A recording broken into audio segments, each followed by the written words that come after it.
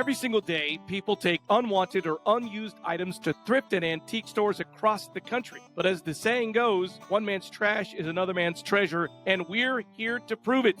Identify valuable things before you throw them away. Join us as we show and tell of treasures found and sold by a full-time reseller with the hopes of helping you find some treasures of your own. Welcome to the What's Sold podcast. Welcome back to the What's Sold podcast on a very, very busy summer with my friend Matt, who is the proverbial dog chasing his tail right now, trying to get everything done, going on vacation, taking care of kids. Yep. All the things that go along with that. And so we are here bringing you a podcast because we want to help people. Remember, if you're out there and you like what we're doing, make sure you subscribe, maybe write a comment or two. It's always helpful. We are growing as a show, which is super cool. And if you know somebody that's doing the same business as you and you think it would be helpful to them, pass it on to them. It's helpful to us. So definitely. Yeah. So Matt, I know you've been really busy. You and I have talked a lot about this. Summers. I too have been very busy. It's ironic that summers, when you own your own business, I swear when you own your own business, do your own thing, I swear summers are harder than winters. I think it's reversed when you're, because a lot of people take off their time in the summer and kind of chill out and lower it down. I know in my wife's job, things kind of cool off during the summer, so to speak, but not in what we do. So things are cooking for you. The work by itself is not necessarily any more heavy in the summer. Mm-hmm. I think the things that cause things to be more difficult for me in the summer is all of the other movement and things that are happening in my personal life. Like I've got children and a family, and in the summertime, when the kids are out of school, you got to find things for them. And even if they're in camps or things, you still got to transport them. There's stuff that have to happen during the day. And, you know, we're taking trips. And so that means time away from work. I got to plan for that ahead of time. I got to catch up when I get back.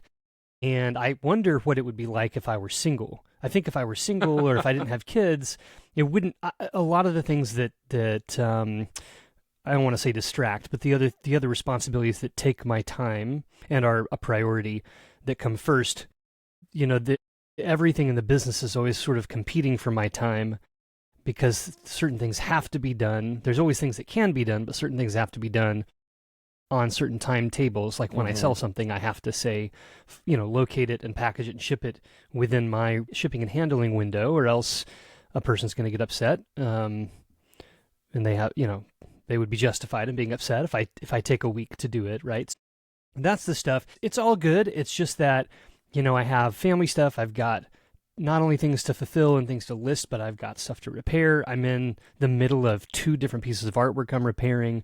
I'm in the middle of work on an instrument. And then I'm also sorting. I've got a lot. I'm very heavy on items right now, so my office area is really, really clogged. I described it yesterday to somebody as I feel like I'm in the trash compactor and the number Star 4. Wars. Yeah, the Star Wars. Yeah, where they're, you know, and everything is just closing in around. That's how I feel in my office. It's difficult to get work done. So not only am I working, but every day it seems like I'm trying to sort and rearrange things just to make some space for myself. You know. Yeah. And doing a podcast and doing a YouTube channel and all this other thing. Oh, and by the way, that's just a reminder. We know that we are behind on our pictures, but we will get those up on pictures Facebook. And videos. I haven't done anything on YouTube in about a month, and that's the longest break that I've had in 4 years of doing stuff on YouTube. And it's just, you know, I love it, but it's again in the prioritizations of my day. Some other stuff has had to jump up, and that's had to take I call it the tipping point. Like somebody that's out there right now that's trying to resell full time, but also maybe they're holding down another job, and and they're doing, or they're, who knows what they're doing. There's this weird thing that happens where you still have to maintain the thing that you're doing, your job or whatever it is, but then you're trying to build this like second job. And what ends up happening is it's a juggling act, constant. And then it is. What you're always hoping to, I guess what we're hoping to do is, you know, we build the Matt Brock empire of information so that the reselling takes care of itself, because you'll always be reselling because that's what we do and going around and sourcing. But it won't be this day-to-day, I got to get this stuff out right away. So who knows? I mean, it's just one of those things where It is. it's a tipping point. You got to do the financial math. So anybody that's out there that's running their own business, there are going to be some late nights for you. There are going to be some times where you're going to have to do this. But I do believe that if you enjoy what you're doing and you're good at it, you've spent some time learning how to do it, that eventually it will tip over into the place where you're doing what you really want to do, and kind of the other stuff, maybe you hire somebody to take care of other things or whatever. You're making enough money that you can do that. But in the beginning, it's a grind. That's just the nature of starting a business. You know, you're at this part where you've been selling for 4 years and you've had a lot of success in doing that. But then you're like, well, maybe I should do this YouTube channel. Maybe I should do this podcast. Maybe I should do this all other things that will help my reselling business. But those things take time. It's just, yeah. So anybody that's out there, you can't cheat the time. Yeah, you cannot cheat the time. You can't make more time. No, and it's a juggling when we've got, we got the podcast and we've got multiple YouTube channels. I'm doing this full time. I did it for, I don't know how many years, 20 years part-time, and now I've been doing it full-time for 4 years. And then somebody calls you up and says, I want you to fix my painting for me, and you say, well, okay, I love to do that. And by the way, that's a little bit of a cautionary tale or a warning to anybody that's out there. Quite seriously, there are I love to do lots of things. Me too. People are constantly calling me up saying, hey, can you do X? Can you run this branding exercise for me? Can you do this? And at some point, you just can't do everything. I have a hard time. You make a good point. I have a hard time saying no a lot of times. There really isn't more time for me to do anymore else. In fact, I probably have taken on too many things. And the fact that I have so many things that I'm juggling is why I'm inefficient, maybe. Some of the stuff that I have to be doing, or just not maybe as productive as I want to be. But I do like to have several things happening all the time. And I learn a lot. It's interesting. It makes the job is never boring. Sometimes the job is stressful. Sometimes the job is aggravating, but it's never sedentary or boring. So true. I feel the same way. I'm never bored. I'm never, ever bored. There are times where you're just stressed out and you're like, oh my gosh, how am I going to get all this done? But you just kind of find a way and you grind it out and you do what you do. All right. Well, listen, we have as we are apt to do on this show, we chitter-chatter for a while and then also like, oh no, we're 20 minutes into the show. Yeah, we do enjoy chitter-chattering. We're doing it. But I am excited it feels like it's been a while that we've done the big reveals. I have no idea what you sold this week. In fact, in our pre-production meeting, we talked about sort of the essence of the show, but we did not talk about anything that you're going to show on it. So I am excited today. So how did it go? I know you were on vacation, so, but what sold last week or 2 weeks ago or whenever that is that we out there want to look at? Spent some time on the beach with family for about a week. Ooh, it was great. nice. With friends. We see it every year. While I was gone, I preemptively, before we left, I listed a bunch of things on auction that would end 2 or 3 days before the end of my trip, meaning they would end, I could take off my stores from time away, quote-unquote time away, as I was returning, like the day I returned or the day after, it would be when I would fulfill those items. So I had about 60 orders that I had to fulfill when I stepped back into the office Monday morning. And I was happy with some of them were, I was trying to move it, right? I'd been here a while. Hold on. May I interrupt you really quick? Because this is a moment of, I did like that you caught my grammatical error when I said, can I interrupt you? You said, yes, you may. I am curious, when you go on, if for somebody that's doing this, eBay doesn't sleep. It is going, whether you're gone or not. So these orders come in. Are you checking when you're on vacation, or are you just shutting it down? And if so, do you leave a message to people? With the Yeah, do you say, hey, like you do with an email, like I'm out of the office for the next week or whatever? There's something in the back end in your store or your private section where you list within eBay where you can set up parameters, and you can put a date and a time that your store is on time away or you're away from the store, which essentially means you're not available to fulfill orders if they sell, and then a date and time when you return. During that time, you can have it set up to where nothing can sell or that you don't list things during that time, or you can have it set up to where things can still sell and you can still list. It's just that they are alerted when they see your item at the very top in a big bold block, with words that says, sellers is away until this date. And that alerts them, hey, if you want to buy this now, you still can, just don't expect to get it shipped quickly until later. By the way, I want to say that when you ask if you can interrupt someone, it is in itself an interruption. So yes. I really, it's like, hey, do you mind if I eat this last piece of pie you've got while you're eating it? Is that your pet peeve? It's not a pet peeve. Those no. verbal pet peeves. No, but it's great. It's great. Because what can you say? No, I have no power over the fact that you just interrupted me. Listen, you were obviously not married to my wife, because when I say, can I interrupt you, she's like, absolutely not. So you can't but you say got no. away. You got away with a preemptive interruption, though. True, a preemptive interruption happened. So yes, you put time away. I did that, and I came back. I had several things to fulfill. Some of those were lots, so I had multiple items in one order. Some people purchased multiple things and said, hey, can you combine shipping and send them off? Yes, I can. The way I typically do that is I ask them to commit to buying it, but wait. And then to alert me, hey, I've got everything in here, then I go in and send them an invoice on my own. That way I can control what the actual shipping cost is based on the weight and size of the package, as it will be once everything is combined. But I'm going to show a couple of things that I sold here. This was on a previous episode we discussed. It's couple of green plates. These are Wedgwood plates. It's the name from of late the English company. Hold on, let me see if I can remember it. I can't. I just edited the show not too long ago. Starts with a W. Wilco? No, I can't remember. Wilco. I know it's something. If I had some Wilco stuff here, it would probably sell. It would sell. By the way, time. Kicking Television, the album Kicking Television by Wilco, the vinyl, it's $400 or $500 right now for one vinyl record, and it's not Really? old. It's like 15 years old. So if you come across Kicking Television, do yourself a favor. But here is these are green plates. They're about 8.5 inches in diameter.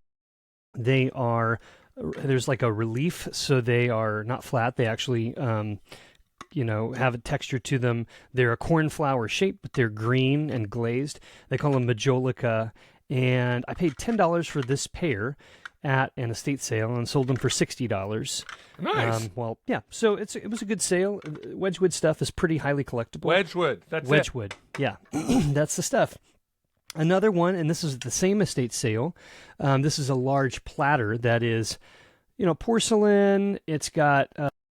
It's basically china. It's gold leaf. It's very ornately painted, a cobalt blue sort of background. It's floral. It's got lots of flowers in the front. This is 22 karat gold leaf that has been painted on this. And this is, I'm looking at it, Lindner.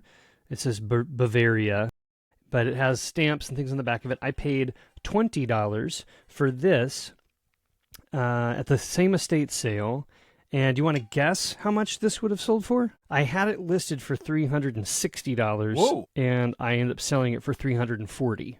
Wow. And you paid $20 for it. $20. So that was a really good sale for that. Because, and again, this is actually, anyone who's listened for a while, I sound like a broken record when I say this, but I don't. This is not my preferred category of things to sell and ship. Glass items, ceramic items, but it just...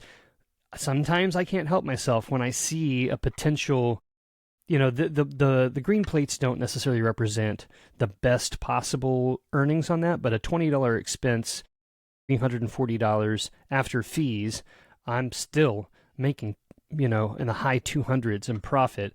I'm willing to spend 10 extra minutes to package that up and put it in a box to make that, because, if you look at it as an hourly amount of work, it took me approximately 10 minutes to photograph and list it. When it sold and I went to package it, it took me approximately 10 minutes to package it up into a box. So my time is 20 minutes or so, 20 to 25 minutes, and that's still less than half of 1 hour. And if I'm making over $200, that breaks down to that working on that item netted me over $200 an hour or so, right? In less than an hour. So that's pretty good. That some people do that when they're trying to figure out, well, does it make sense to buy? And we'll talk about more of this later in this episode. But that's one of the things, like how much is my time worth? Which is the most difficult question, I think. Specifically like artists. If you ever talk to artists, I always love to ask them how they approach pricing their artwork. Some people do like, okay, how large is the piece that I'm making? And I'll break it down to square inch. Like this is an 11 inch by an 8 by 11. And I usually charge $3 a square inch. So they multiply that out, and that's how much that piece took. So that doesn't account for their materials. It doesn't account for their time. It's just based on the size of their piece. Other people are like, well, I don't sell anything for under X amount of dollars because I know how much time it takes me to make it, and I'm not going to work for less money. But that's always, and every time 100% of the time that I ask people that question, they always go, like they've made a decision. But they're not even convinced that that was the best way of determining how to price something, right? Because you're your own worst critic, and it's difficult to know how you compare your stuff to other people. Have you ever talked with people about that? Artists or other people who make their own things and sell them? Yeah. Well, I'm in a business where I basically am always thinking about how, what's my time worth?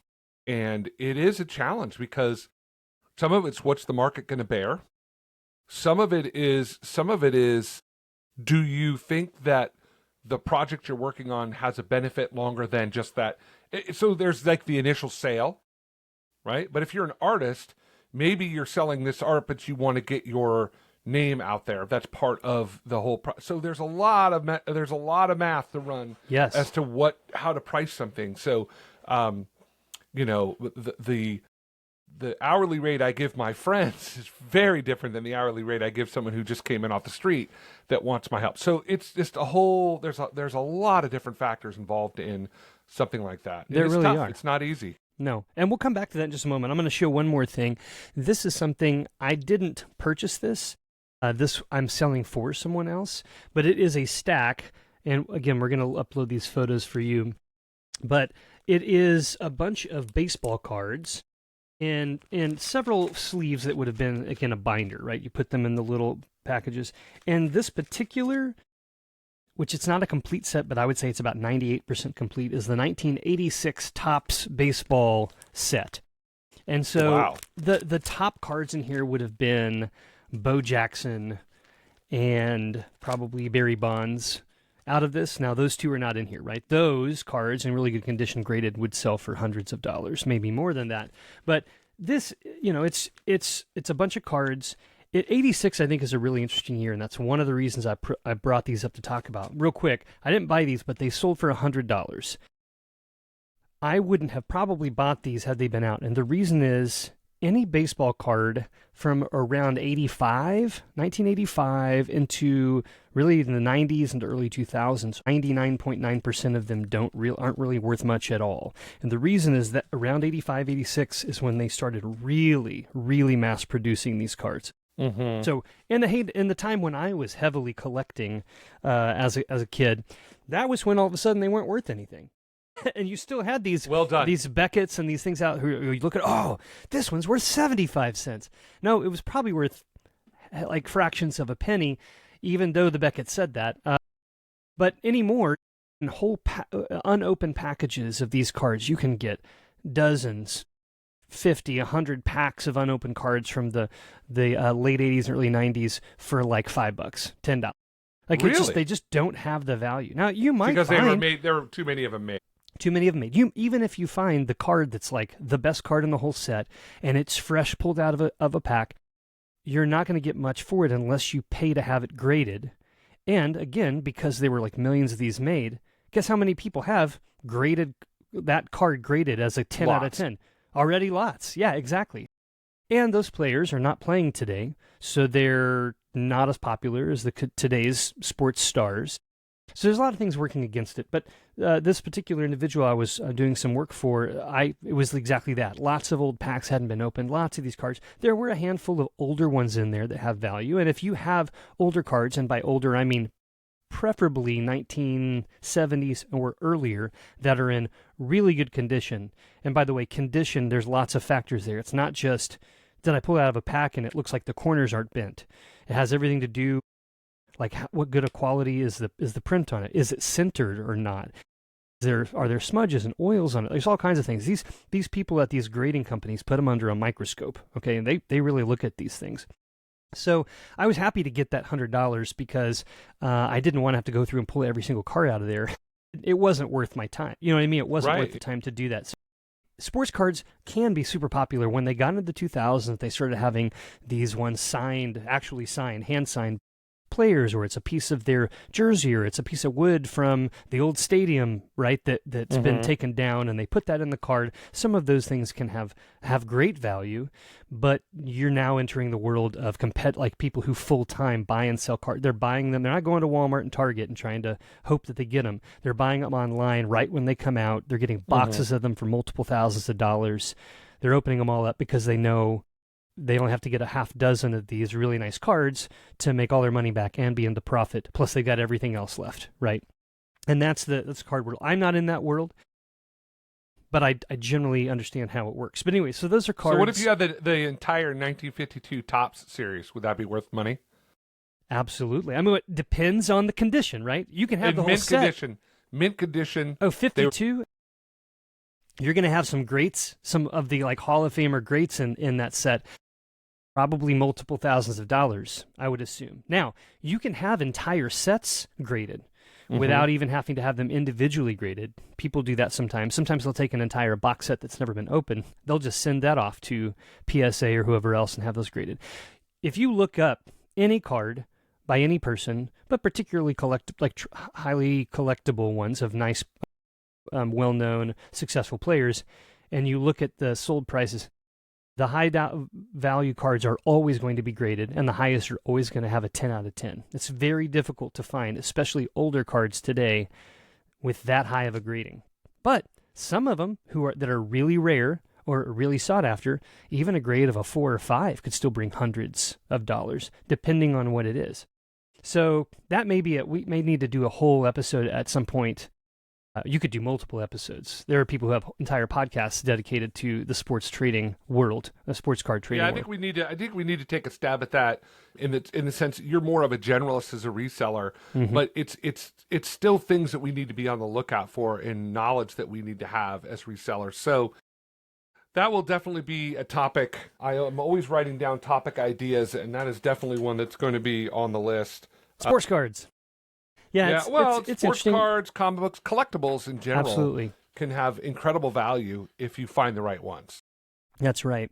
I've got other things. Like I said, I had 60 some odd things. I finally sold a very large, I'm not going to hold it up because it's really kind of too big, but it's a very large, solid rosewood jewelry box. So it has 3 drawers you pull out. It's felt interior. It's very nice. I got it a couple of years ago. I've actually held on to it because whenever I have lots of jewelry, sometimes I'll put the jewelry in those and just as a display piece. And I just put in the description, the jewelry box is not a part of this auction. It's the jewelry only. But now I'm getting others in more. Again, it takes up a lot of space. So I finally sold it. I sold it for about $80, and I only paid $10 for it. So that's profit. Not huge profit for as long as I've had it, but I got a lot of use out of it as well. So sometimes I'll do that. Sometimes, you know what, I'm buying tools and stuff. If something has to happen, I have to repair something around the house, you got to believe I'm using the tools while I've got them. And then when they sell, it's fine. I've got multiples of several things, but that is one of the we haven't even talked about that, but sometimes there's utility in the things that I buy and sell too. For me personally, I use all kinds of stuff that I have no intention of keeping. I'll list it, and then it's mine until it's not. So if I'm not worried about significantly damaging it or harming it, I might use it. All the time, tools and things. It's really fun. But wait a second before you go on from that. When you have these items, and we've talked about this sort of how you're storing them, is there ever a time where you're like, "Ooh, I'd really like to use that, but I'm not going to because it has too much value," or is it just sort of you're just kind of a guesstimate? Yeah, I mean, musical instruments are a perfect example. I'm going to use that thing if I want to. I'm going to play that thing and get some entertainment and enjoyment out of it if I know how to, and it's gone. If it's artwork, it's easy. I put it on the wall. The aesthetics, the visual beauty of it, I can appreciate it. When it's gone, it's gone. Tools I can use. A lot of tools I use are from the 1930s to the 1950s. They're, forged steel, tools that will outlive me. They've lasted 6 or 7 decades already, and they're still going fine. They're tarnished, but they can still use them. They throw a little 3-in-1 oil on there, and it'll be good as gold. Oh yeah, there's all kinds of ways, and I've refurbished things too, and I'll get things that are rusted, and I'll clean those off. But tools are quite collectible, but there's utility. Some people buy them just to look at them and collect them. Other people buy them because they have every intention of using them when they get them. Yeah, and some of them they don't make anymore, so they fit a certain tool, a need, so people use them. All right, well, let's segue into what we were going to talk about, which is sort of, we've been hinting around the edges a little bit, but I was thinking about this as I was listening to a show, and you often talk about this. Well, I did this, and I lifted it, I priced it. I'm like, how do you make those decisions? So we're going to talk today about how do we actually price the items that we sell. Now, obviously, there is the cost of the item, and we take our time and account into it. But how, when you're looking at items, can you kind of walk us through your thinking and your logic about how you price particular items? Absolutely. The first thing I want to say is, in order to make this decision for yourself correctly, you have to first realize that we do not live in a black and a white world. Even though our culture today is constantly bombarding us with the idea that it's either this or that, right? You're either a Democrat or you're a Republican. You're either a Christian or you're an atheist, or Right, black and white. You're Everything's black and white. You're pro Taylor Swift, or you can't stand listening to it. And the world, that's not the world we live in. And so why I say that is to try to make the point that there is no right or wrong way only to price something. I have several different strategies, and that's why it's going to be kind of difficult to answer this question. Well, Matt, I came to this show because I want to know the answer. Give me the answer. I can tell you what I do.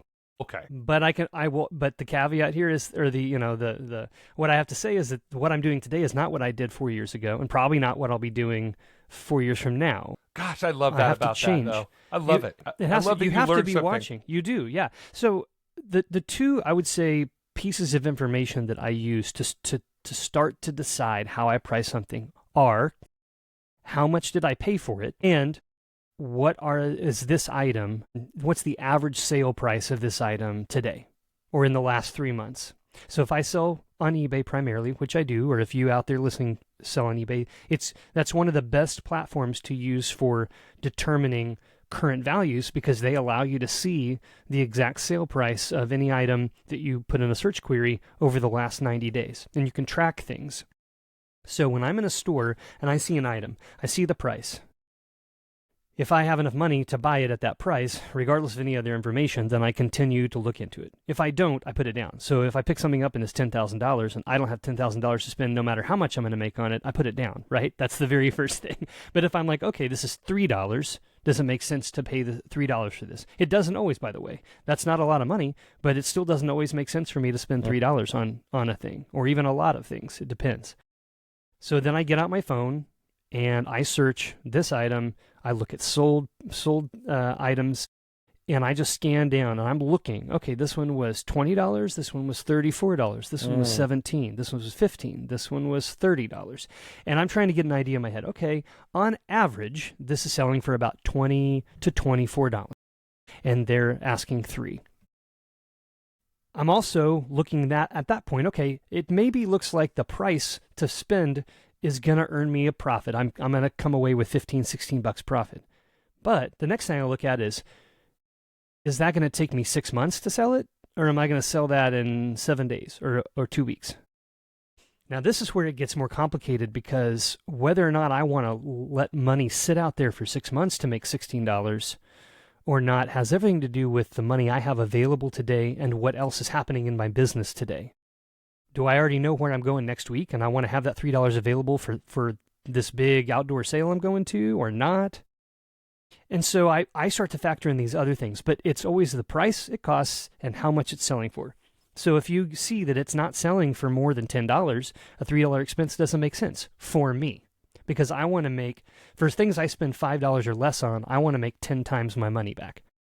You might be okay times, with... Is there a number where the 10 times rule, or is it ever, for instance, if you had an item that was, just to say for kicks and giggles, $10,000, 1% profit might be the thing. So is there a tipping point for you on that? I don't have a hard and fast number, because the decision I'll make on a day when I'm flush with cash versus I'm not overextended, but items heavy and cash low at a particular time in a month. Sure. So that's a fact. That's something that I have to factor in. But typically speaking, if I'm going to spend $5 or less, I want to make 10 times my profit. In the $10 to $20 range, I want to make at least 5 times my profit. So if I'm going to spend $5 to $10, I want to make $50, $60 in a sale to make it worth my time.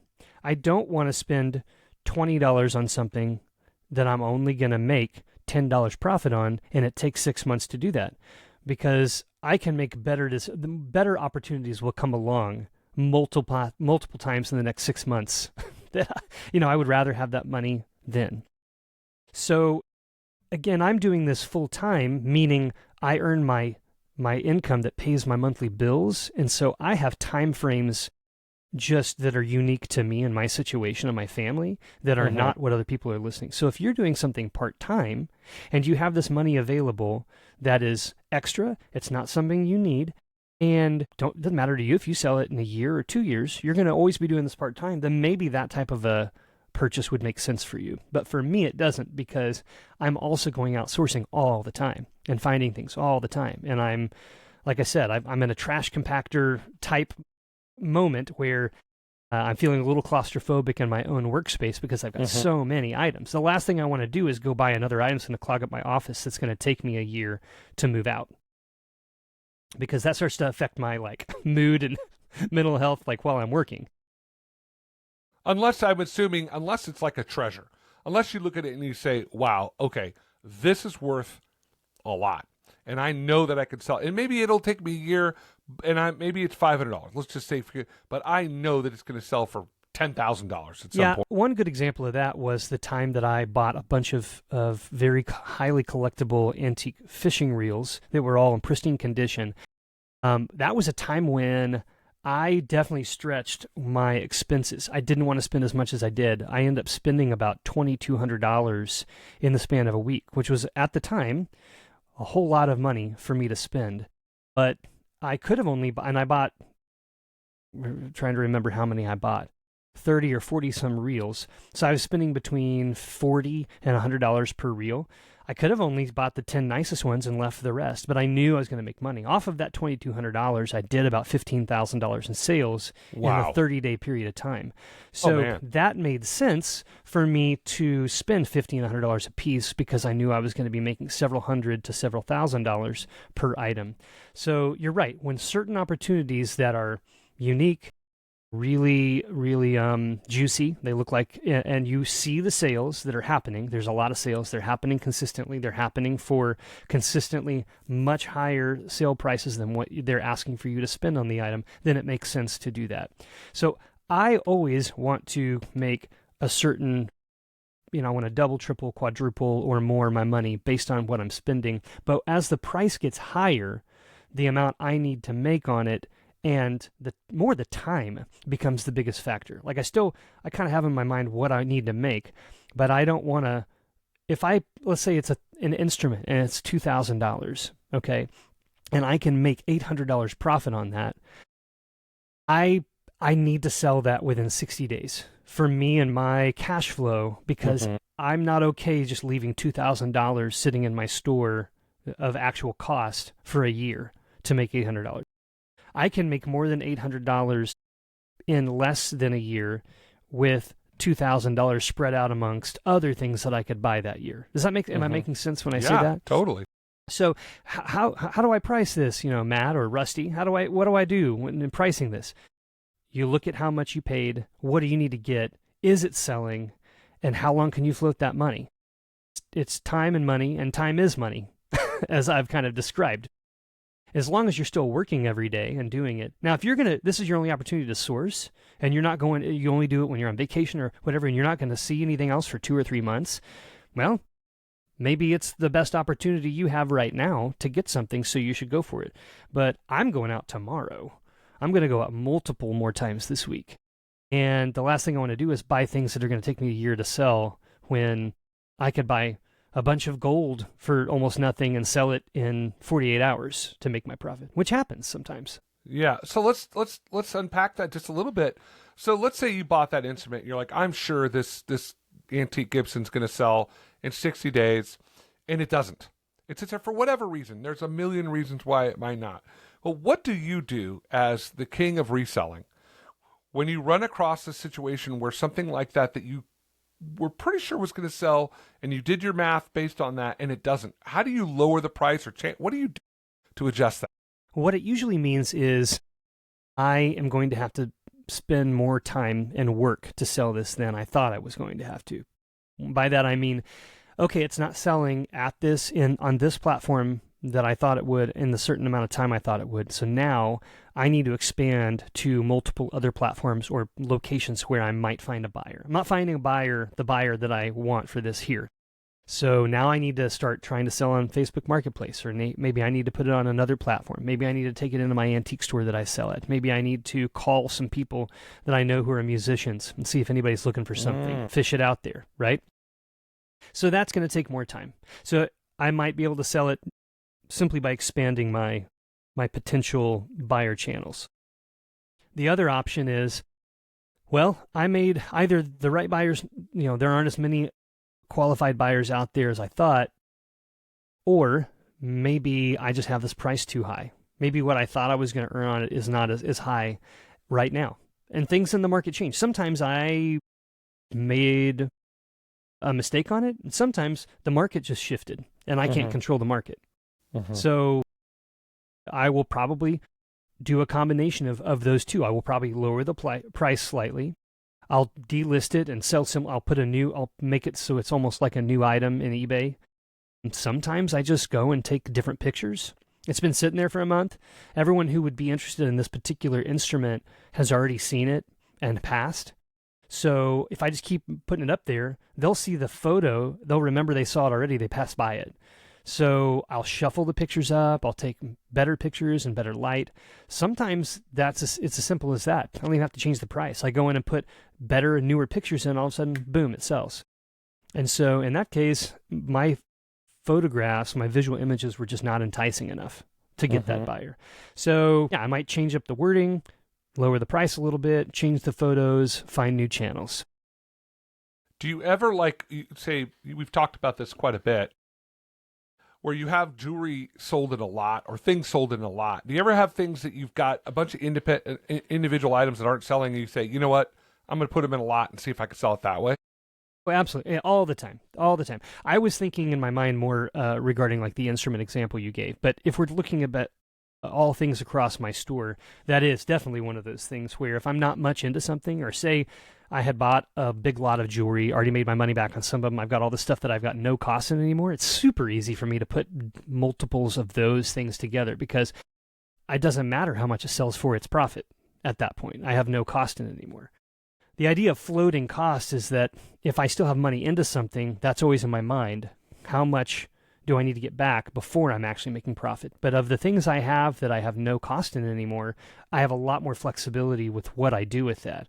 Packaged up in lots. Sometimes I'll even do that with instruments. If I've had 2 or 3 like vintage Gibson or Martin guitars, I don't think anyone will, but sometimes I'll put 3 of those up in a listing, and instead of it being a $3,000-$4,000 instruments, I'll throw 3 up together and put 20 grand on it. Just see if somebody's like, oh, you know what? Yeah, I'm gonna just jump on this, and I only really want the one, but I think I can sell the other 2 for more and then get a lower price on something. Sometimes people bite on that, but you have to. It's like fishing a little bit. And so imagine you're fishing for a certain type of fish, and instead of throwing one line out there with one type of bait, you have 10 fishing poles with 10 types of bait, all in the same general pool of water.